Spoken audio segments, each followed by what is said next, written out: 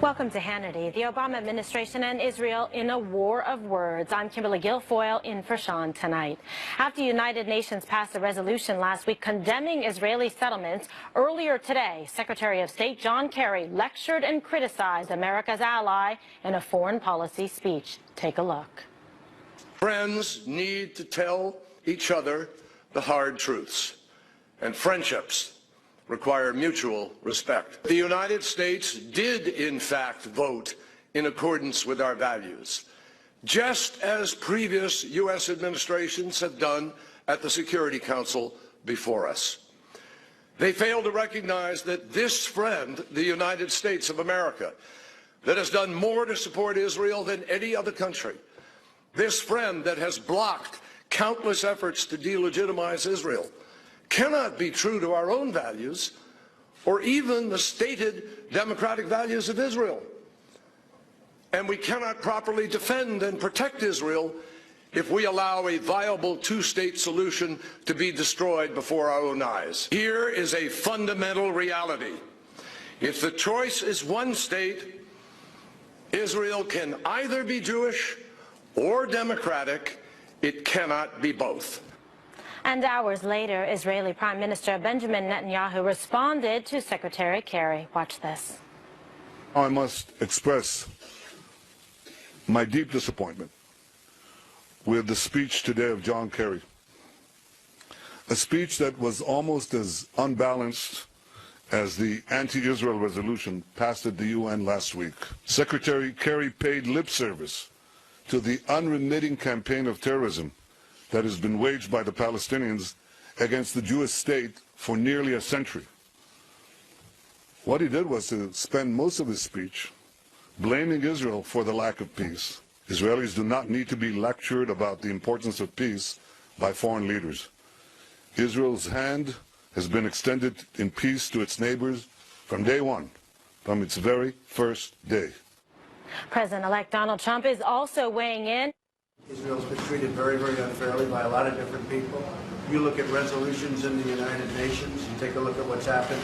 They're up for 20 reprimands, and other nations that are horrible places that treat people horribly haven't even been reprimanded. And here now with reaction is Prime Minister Netanyahu's spokesperson, David Keyes. Thank you so much for joining us tonight on Hannity. So a lot of reaction around the world today, given the comments of Secretary of State John Kerry. What is your position? Israel was deeply, deeply disappointed with the speech, primarily because it didn't really focus on the core of the conflict. Secretary Kerry took up a lot of time blaming Israel for the supposed, crime of Jews living in their ancient homeland of Judea.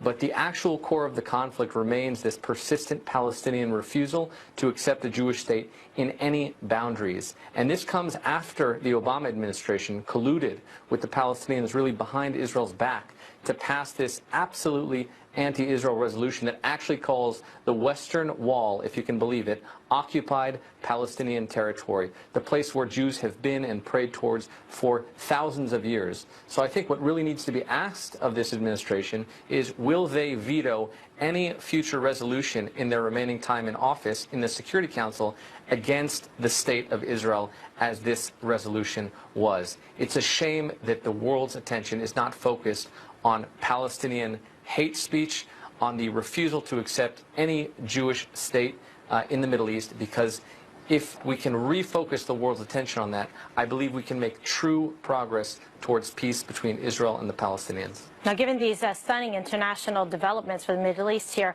has Prime Minister Netanyahu spoken to either President Barack Obama or President-elect Donald Trump? The Israeli government, of course, is in touch with both the current administration and the incoming administration. But think of the absurdity of this speech given just the recent history of our relations with the Palestinians. The Prime Minister has called literally hundreds of times to meet with President Abbas for peace talks without any preconditions. He invited President Abbas to the Israeli Knesset. He offered to go to the parliament in Ramallah. And all of those calls were turned down with a resounding no. And on the Palestinian side, the Palestinian president has said openly and publicly he will never recognize a Jewish state. They're naming soccer teams after mass murderers. Senior advisors are calling to slit the throats of Israelis wherever you find them, and the Palestinian government is actually paying anyone who murders an Israeli a monthly salary. So if you want to find the real barrier to peace, look no further than that rejectionism, that support for terror, and inciting this idea that one day there won't be a Jewish state here in the Middle East. Well, there's also, Mr. Keyes, been a very bold statement suggesting that you have ironclad proof that the United States was complicit, in fact, in helping craft the UN resolution. What proof do you have of that? Well, I can't share all the proof I have because it's of a sensitive nature, but needless to say, I have seen it myself with my own eyes. It's ironclad. It's true beyond a shadow of a doubt.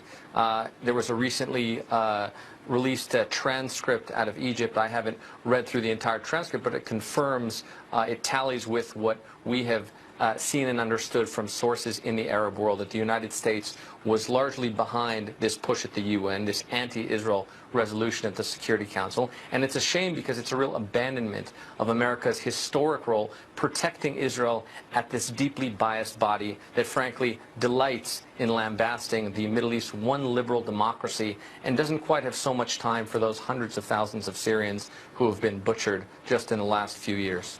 Certainly. Mr. Keyes, will the Prime Minister, Benjamin Netanyahu, in fact provide proof, proffer the evidence that you have, and provide that to President-elect Donald Trump and to the Obama administration? Yes, we are going to share that with the new administration through the proper channels. And I, again, hope that the administration in its last few days is asked the question whether it will or it won't veto any future resolution dealing with Israel at the United Nations. I hope so because the body is deeply biased. Friends don't take friends to the Security Council, as Prime Minister Netanyahu said. And it's my fervent hope that Israelis and Palestinians can sit down across the table from one another in good faith, in the spirit of mutual recognition of bringing people together, because everybody deserves to live in peace, Israelis and Palestinians alike. And it's an absolute tragedy that the Palestinian leadership has so consistently rejected the Prime Minister's calls for peace. Well, it does sound like this is an issue of trust, that in fact you would share that information with President-elect Donald Trump, but not with the current administration, President Barack Obama or Secretary John Kerry. Well, it's not really a matter of trust. The current administration knows precisely what it did, so it doesn't really need our information. All right. Well, always a pleasure. Thank you for joining us on Hannity tonight, Mr. Keyes. Thank you so much.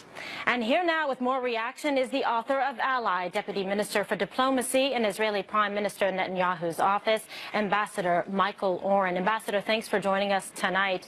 Certainly a very interesting day in terms of the international developments, very significant in terms of relations between the United States and Israel. I'd like to get your reaction. Good to be with you, Kimberly. It was a odd and very disturbing speech indeed. Secretary Kerry talks about the absence of a two-state solution, but fails to mention that the Palestinians have been offered a Palestinian state no less than 4 times in the past and have turned it down, each time mostly with violence. He goes on and on. About 80% of this speech, over an hour and a half, is dedicated to attacking Israeli settlements, but there's no mention that Israel left Gaza and ripped up 21 settlements in order to advance peace, and all we got was thousands of rockets fired at our civilians. He talks about the absence of negotiations between Israel and the Palestinians, and just sort of forgets to mention that the Palestinian Authority has refused to sit at the negotiating table with us for 8 years. And as my colleague David Keyes just said on your program, Prime Minister Netanyahu has again and again and again offered to sit with President Mahmoud Abbas of the Palestinian Authority without preconditions, anywhere, any time. A strange and disturbing speech. At the end of the day, he talks about as if he, Secretary of State John Kerry of the United States, knows better than the people of Israel what is best for them, and certainly better than their democratically elected leaders, myself included. Strange and disturbing. As we sit here and reflect this evening on these international developments, what is your opinion of the legacy of the Obama administration on the talks and the relationship with Israel? Well, the legacy will be twofold. It was a policy which, from day one, rewarded the Palestinians for not sitting at the negotiating table and created a situation where they had so much to gain by not negotiating with us because the administration would give them what they wanted. In the last UN resolution, it gave Mahmoud Abbas what he always wanted. It gave him the tools to fight us in international criminal courts and to sanction and isolate us. The other legacy will be the Iran nuclear deal. It was kind of strange, Kimberly. Yes. Secretary of State Kerry mentioned the closeness in the relationship between Israel and Sunni Arab states in the Gulf. He failed to mention that the major reason we have grown close is because of the Iranian nuclear deal. We're afraid of what American foreign policy has wrought in our region. Those will be the two major legacies: Iran nuclear deal and Israel facing the dangers of sanctions and boycotts. And so what measures can the new administration under President-elect Donald Trump take to restore the faith, the relationship with Israel, and undo the damage that has been wrought by the Iran nuclear deal and the measures by the UN Security Council? Well, as I did talk about that in the book, in the Ally book, I thought the two major principles of the U.S.-Israel alliance has always been the principles of no daylight and no surprises. No daylight means we can have differences, and friends can have differences, but they're not made public. Friends do not make their differences public the way Secretary of State made our differences public tonight for an hour and a half on international television. And no surprises means that if the President or the Secretary of State is going to make a major statement on the Middle East and the way it impacts us, we have to know about it in advance. And I'll tell you, Kimberly, nobody in the Israeli government knew what the Secretary of State was going to say tonight. It was a complete surprise. Yeah, certainly. So we have to restore these two principles.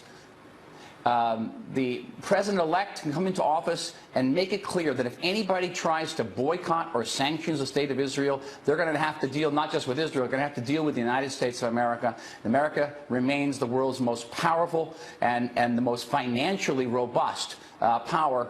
I don't think anybody wants to, excuse the expression, mess with the United States. No, you're absolutely right. I think President-elect Donald Trump has made it very clear that the United States respects and will stand by its strong ally in Israel. Deputy Minister Oren, always a pleasure. Thank you so much for joining us. And here now with more reaction is the author of Defeating Jihad, The Winnable War. Dr. Sebastian Gorka joins us. Stunning developments today, Dr. Gorka. Really incredible. It seemed to me that Secretary of State John Kerry pretty much kicked the chair out from under Israel at the negotiating table. Yes, I think it's in fact worse than that, Kimberly. I think after January 20th, as the historians start to write their accounts of the last 8 years, I'm convinced that the Obama administration will go down as the most anti-Israeli U.S. administration since Israel was created after World War II. And not only was this unnecessary, it also just is a fit of pique. It is a spiteful measure that simply adds the last dollop of instability to the Middle East. Look what's happened in the last 8 years. The ambassador mentioned our Sunni allies in the Middle East, people like the King of Jordan, President Sisi of Egypt. They were basically abandoned by the Obama administration after the so-called Arab Spring. Additionally, we pulled our troops out in 2011 from Iraq, which led to the destabilization of the whole region and the rise of ISIS. And then finally, the administration thought that in some crazy scheme, the balancing of the region would occur if we gave $150 billion to the mullahs in Iran. The region is on fire, Kimberly, and this was utterly unnecessary, and it simply weakens our most important ally in the Middle East. It's certainly, too, well described. It really was an accelerant on already very volatile situation in the Middle East. And the last thing we need to do is further compromise the security and positioning of Israel, one of our strongest allies. Dr. Gorka, we're going to have more with you after the break, so please stand by. Coming up next, right here on Hannity. When do you see the United Nations solving problems? They don't. They cause problems. So if it lives up to the potential, it's a great thing. And if it doesn't, it's a waste of time and money. President-elect Donald Trump talking about the United Nations earlier today. We'll get reaction again from Dr. Gorka and Texas Congressman Louis Gohmert. And then later, President-elect Trump announced today that another major U.S. company is bringing jobs back to America. Anthony Scaramucci and Nicole Petalides join us later in the program. That and much more as Hannity continues. Good evening. This is a Fox News alert. I'm Jackie Ibanez in New York. Actress Debbie Reynolds has died. Her son Todd Fisher confirming his mother's passing tonight. Reynolds suffered a medical emergency at her son's home and was taken by ambulance to Cedars-Sinai Medical Center in Los Angeles. Her death comes just a day after the passing of her daughter, Carrie Fisher. Her son said the stress of Carrie's death was just too much for his mother to handle. Reynolds' first major film role came in the 1952 classic Singing in the Rain with Gene Kelly. She was not yet 20. She later earned an Oscar nomination for her starring role in The Unsinkable Molly Brown. She talked about her career a few years back. Listen in. Well, I've been very lucky because I started when I was really young. I was 16, and now how many years is it? So, 65 years. So I've had a wonderful career, and it's been a joy. Debbie Reynolds was 84 years old. Now back to Hannity. The UN has such tremendous potential, not living up to its potential. There is such tremendous potential, but it is not living up. When do you see the United Nations solving problems? They don't.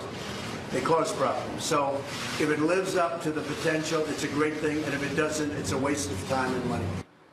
And that was President-elect Trump earlier today saying the United Nations is not living up to its potential after the Security Council voted to condemn Israeli settlements. Others are taking things a step further and now calling on the United States to kick the UN to the curb. Watch this.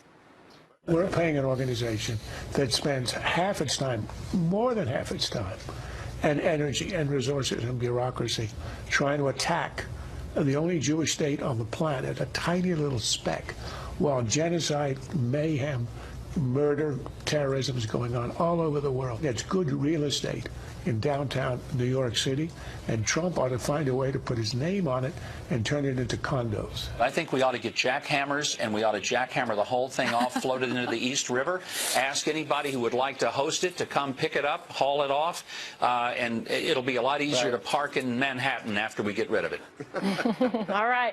Well, in response to growing outrage over the United Nations, the Washington Free Beacon is reporting that, quote, Congress is moving to cut U.S. funding to the UN in wake of anti-Israel vote. Joining us now is Texas Congressman Louis Gohmert, and back with us is the author of Defeating Jihad, The Winnable War, Dr. Sebastian Gorka. Gentlemen, thanks so much for joining us on the subject. Great to be with you. Pleasure to see you. Unbelievable today, these developments. We just keep coming back to this. Thank God Donald Trump got elected, or we would really be in trouble. So I've talked to a number of colleagues. I've got a bill that hopefully will be drafted by Friday anyway. That two things. One, we don't give a dime to the UN until they rescind that resolution.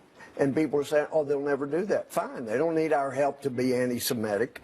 And then the other is to prevent even one dime, making it a crime to use any government money to recognize Palestine as an independent country or state, because that's what I keep hearing is going to be the next shoe to drop. This administration, Kimberly, it reminds me of one of my elementary school teachers. Out of 6 teachers, 1 loved bullies.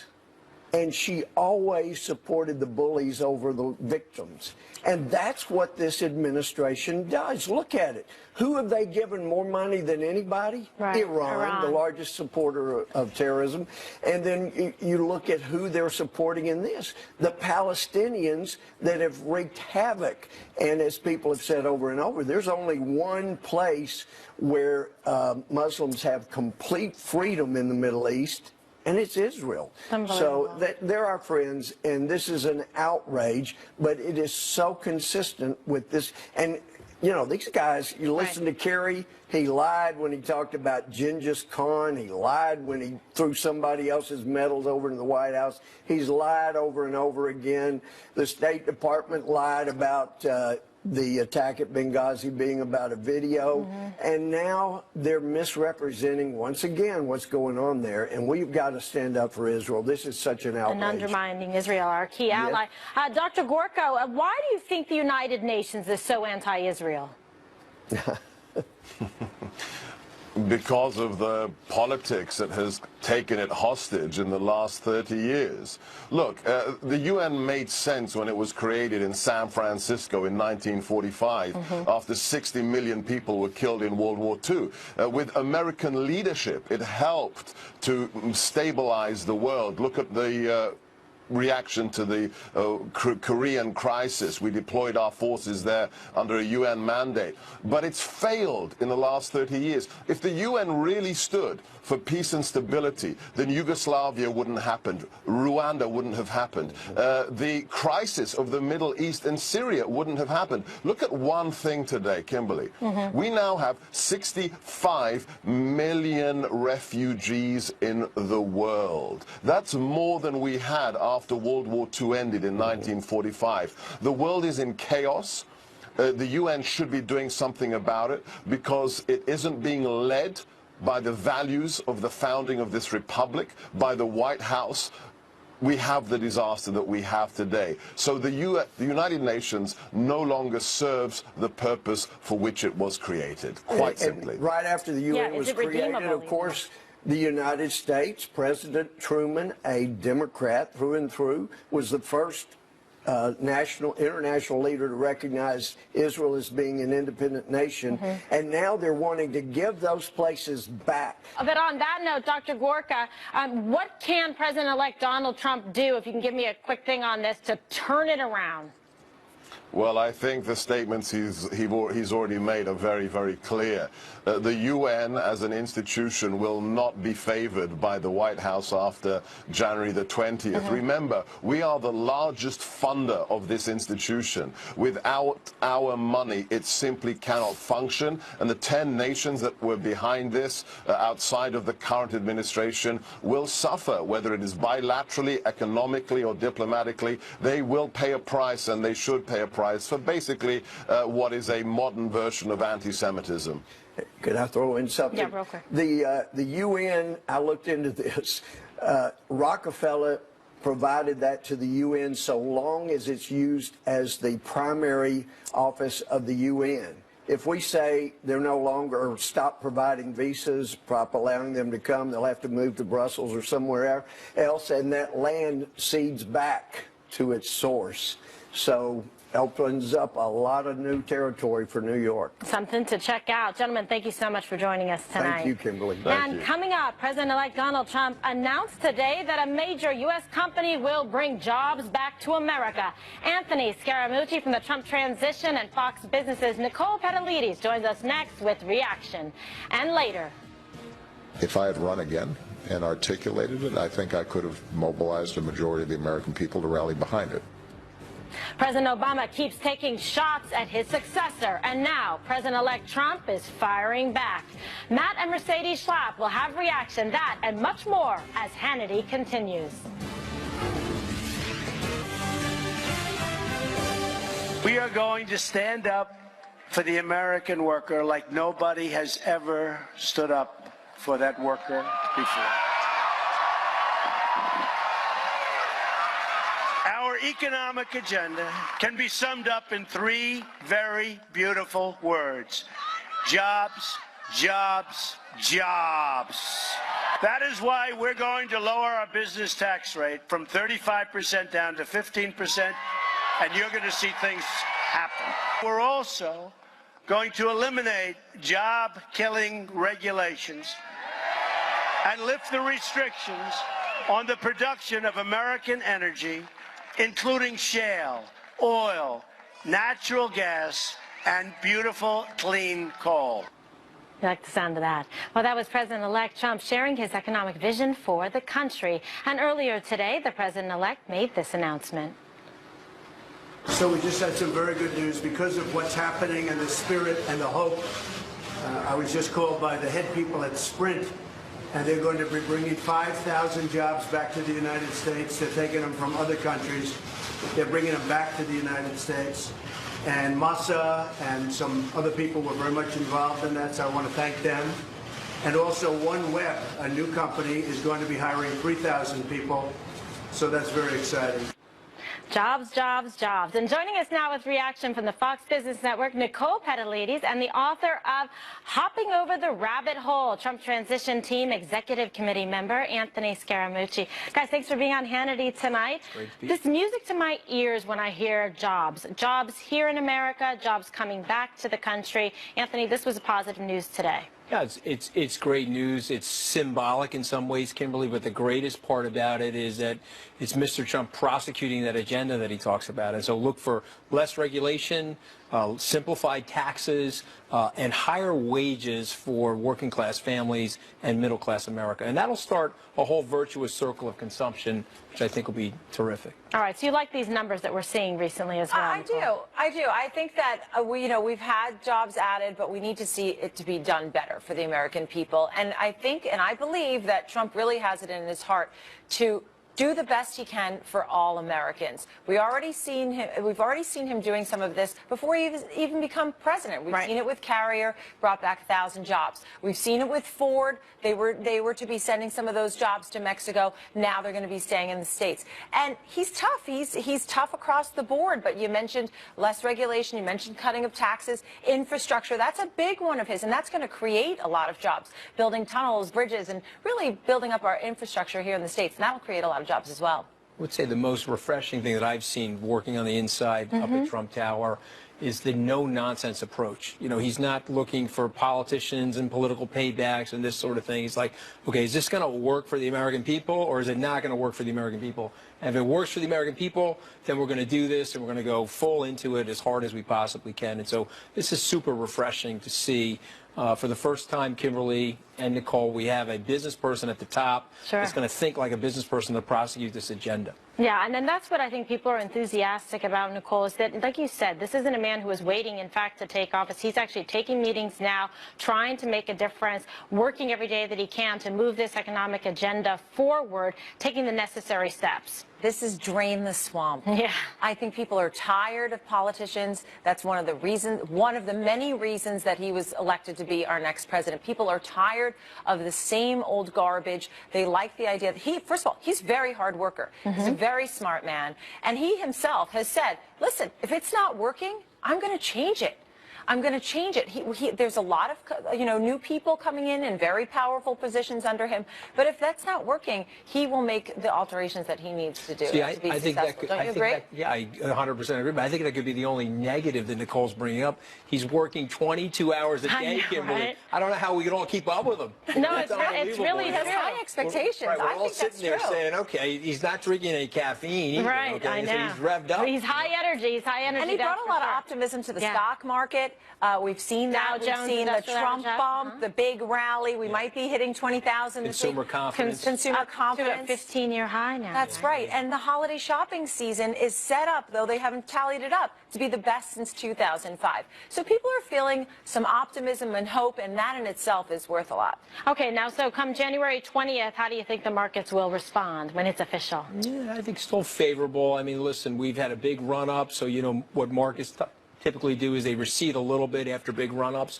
But I do think that the growth opportunity ahead, the market's foreseeing a 3.5-ish% growth rate. That filters into the earnings. Last point, tax cut. You'll see earnings increases and profits across the board. That's been factored into the market already, but my guess is the market will run from here as a result of that, too. And I think people are interested in things that he can do even without congressional approval right away on day one to get the market going. Yeah, I think you make a great point. I was speaking to one of the traders on the floor today and talking about exactly that and saying, listen, he doesn't need congressional approval for every single thing that he wants to do. For example, oil drilling and jobs involved in oil. He can move it right ahead with that. And that's some of the things I think that are really going to help, you know, across the board in terms of stimulating the economy and getting this like robust future going. And there'll be a whole regulatory protocol put in place and implementation of relaxing some of these regulations. not to make things unsafe or make the things less regulated to the point where people don't feel safe either in the markets, but just propitious, smart regulation, which I think will put people at ease and give businesses the opportunity, guys, to plan better for the future. Because between Obamacare and these just job-stifling regulations, new companies, entrepreneurs have found this to be a hostile environment in terms of being an entrepreneur and getting a job going and hiring people, not just in like part-time, but more solid positions that are full-time positions that really do help the numbers overall. And the community banks aren't lending, just to add that. So that's one of the worst parts of the Dodd-Frank stuff. These small businesses that we rely upon for the new jobs and for wage growth, they can't get capital from their community banks. How can they create jobs if they can't even start a company to make the jobs when they have so many rules and regulations to go through to even try and start a business? They don't even want to do it ultimately. So it's certainly going to be more favorable for the business. I'm having a lot of fun. Yeah, it's been great. I can tell you've got the economic optimism all over your face. Let's see. There are some downsides. You could see higher mortgage rates. You could see higher gasoline. The dollar's high. But those are all the little things. I think the big picture is definitely optimistic, hope, and some change for the new year. Yes, and not just energy independence. I'm looking forward to that, but energy dominance. United States. All right. Amen. Thank you so much, both of you. Great to see you tonight. Happy New Year, Kimberly. All right, you as well. And coming up next, right here on Hannity. If I had run again and articulated it, I think I could have mobilized a majority of the American people to rally behind it. President Obama continues to take jabs at the incoming administration, and now President-elect Trump is responding. Matt and Mercedes Schlapp are next with reaction, and later, Americans are more divided than ever, but that isn't stopping President Obama from making questionable comments about race. Sheriff David Clark and Niger Ennis will weigh in later. That and much more straight ahead on Hannity.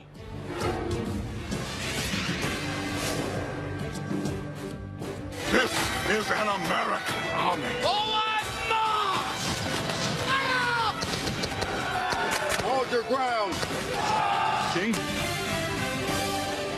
Welcome back to Hannity. President Obama continues taking swipes at the incoming administration. Here's what he said on Monday. The majority does buy into the notion of a one America that is tolerant and diverse and open and full of energy and dynamism,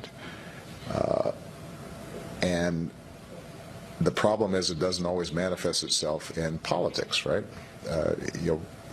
I am confident in this vision because I'm confident that if I had run again and articulated it, I think I could have mobilized a majority of the American people to rally behind it. And this morning, President-elect Donald Trump fired back, tweeting, quote, "Doing my best to disregard the many inflammatory President O statements and roadblocks. Thought it was going to be a smooth transition. Not." But former senior advisor to the president, David Axelrod, says President Obama is looking to act like his predecessor after he leaves office. Watch this. He often talks about the example of the Bushes, both Bushes, as ex-presidents who have been very discreet about how they've spoken on public issues since they left the White House, and he appreciated it and saw virtue in it. And earlier today, President-elect Trump told reporters he spoke to President Obama today on the phone. Mr. Trump said it was a nice conversation. And joining us now with reaction, American Conservative Union Chairman Matt Schlapp and Fox News contributor Mercedes Schlapp. A pleasure to have you both on the program. So these are pretty remarkable comments, a little bit back and forth. I mean, Mercedes, what do you make of it? Why would President Obama even say things like he would have beat Donald Trump if he was running this time for a third term? It's just amazing to me, Kimberly. I mean, the President Obama's, his arrogance is just outstanding. I mean, it's shocking that he will go out there at this point in time when what we know is that Donald Trump won on the fact that this was a rejection of President Obama, of his policies, of his agenda. And I find that the fact is that President Obama, he's coming across being the sore loser. He's not being graceful, as you have seen in the case with, for example, President George H.W. Bush, who wrote a note to Bill Clinton basically saying, I'm rooting for you. So he's sending these mixed signals, and he's still convinced that if he were to run again, he would win. And I just think that he has lost touch as to where the American people are. All right, Matt, what do you think President Obama should be doing to be helpful, actually, to President-elect Donald Trump during this transition time? And I bet you're not going to say that he should be undermining Israel. That's not helpful. Right. How about stop trash talking our incoming president?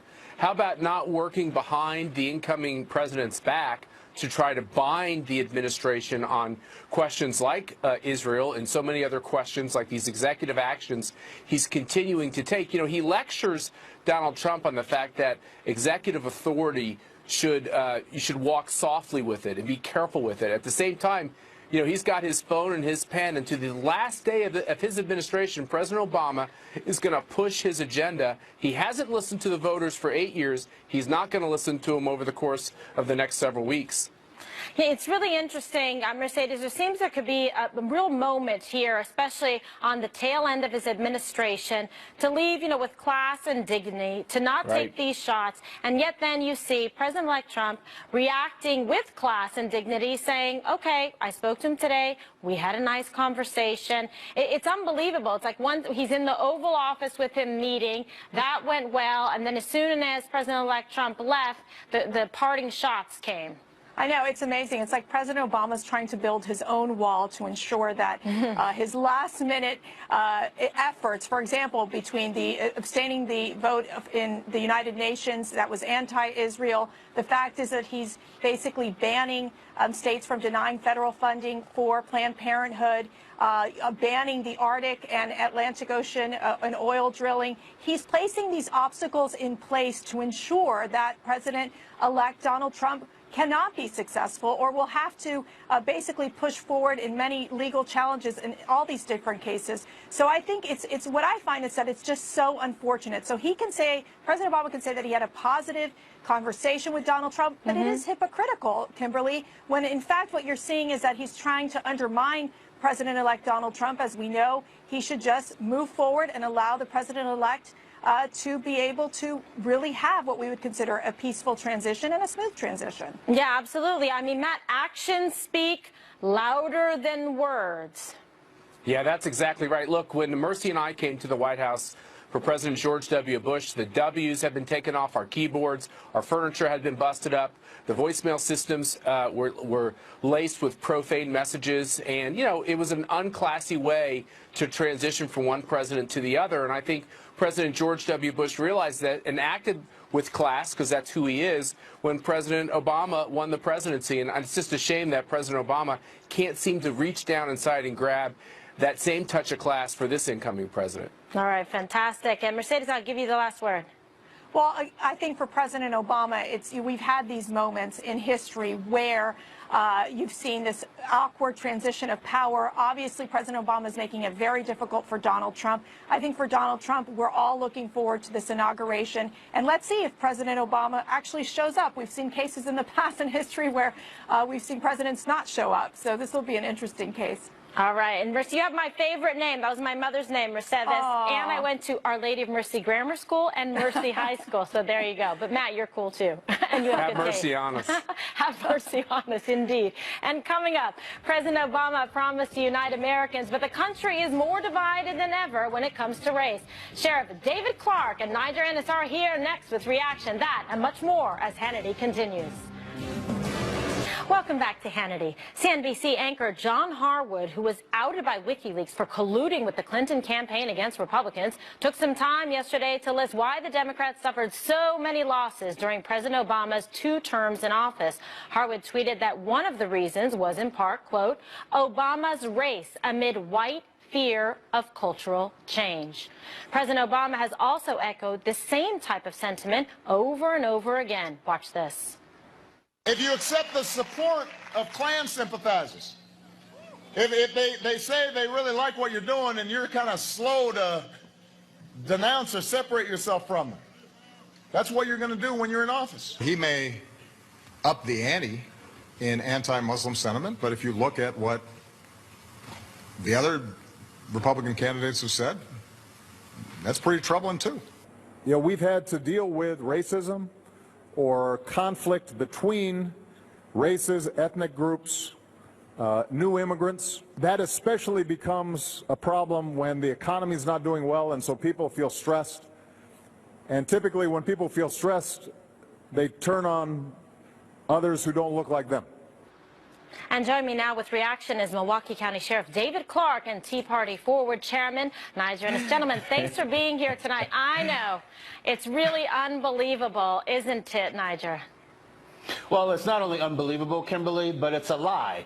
This president, on average, got a higher percentage of the white vote than any Democrat has in 50 years. And the real tragedy of the Obama years is not that just that this racial harangue is now back in fashion, but that you've got a killing fields in his very own backyard of Chicago. He came into office with Chicago being a killing fields. He's leaving office with Chicago being a horrific killing field for black and brown families. Yeah, you're absolutely right. Sheriff Clark, always great to see you, too. And we have these numbers here. Chicago murder since 2009. 3,904 lives lost. And these numbers come from the Chicago Police Department. It's unbelievable. It's a war right here on our streets in this country. And Black Lives Matter is nowhere to be found. Look, is it January 20th? Is it close to January 20th? Can we buy the remaining time Obama has left? Can we buy him out like buying out a contract? Right. Look, this guy has continually for 8 years rubbed the stain of slavery, rubbed white people's nose in the stain of slavery. He's done it for 8 years. We're about 150 years removed from slavery. Nobody said forget about it, but you have to be able to move on at some point, and he will not allow America to do that. And until he leaves the White House, we're going to continue to have to put up with this nonsense. People are tired of it. They proved it on November 8th. Latinos, black people, white people, and other ethnicities have said, we've had enough of this racial divide in America, and they really want to move on from it, but this president will not allow them to do that. You know, and Niger, many people think that President Obama helped interject race into this presidential election in 2016. Well, you know, I think he did, unfortunately, and he wasn't alone in doing so. Race and sex. You know, it's always easier to throw up artificial scapegoats and point the finger of blame instead of taking responsibility. You know, right now he's got an administration that's going to war against our strongest ally in the Middle East, and he has his very own Gaza Strip in his own adopted hometown of Chicago. It's a disgrace. You know, there's a great reporter, Amber Randall, happens to be African-American, who wrote about this. And in the 11th district alone in Chicago, there were 91 killings last year. That's more than most mid-sized cities. How about that, taking responsibility for that? How about leaving that as a legacy, as opposed to pointing the fingers at Israel and Republicans and the NRA and the white guy? And it's nonsense. Yeah, it's unbelievable, Sheriff Clark. And then, of course, you know, the struggles that law enforcement has had under this administration as well. You know, it's been an ugly chapter in American history. This supposedly post-racial president has been exactly the opposite, and it's going to continue even for the next couple of weeks. But you look at what's going on in Chicago, as you mentioned, you know, that there's no sense of urgency about what's going on from him. And then you get the one questionable police shooting, or even a wrongful police shooting, the anomaly that happens, and all of a sudden, you know, all Americans are racist. And if you're white, and you deny you're racist, then he brings out the implicit bias, and he says you're in denial about it. So, you know, the sooner that we can move on from this ugly chapter in American history and presidential history, it's been one of the most race-obsessed presidents in modern history, but the sooner we can move on from this. He went and took that scar, that healing scar of slavery, he reopened it and poured salt in that wound.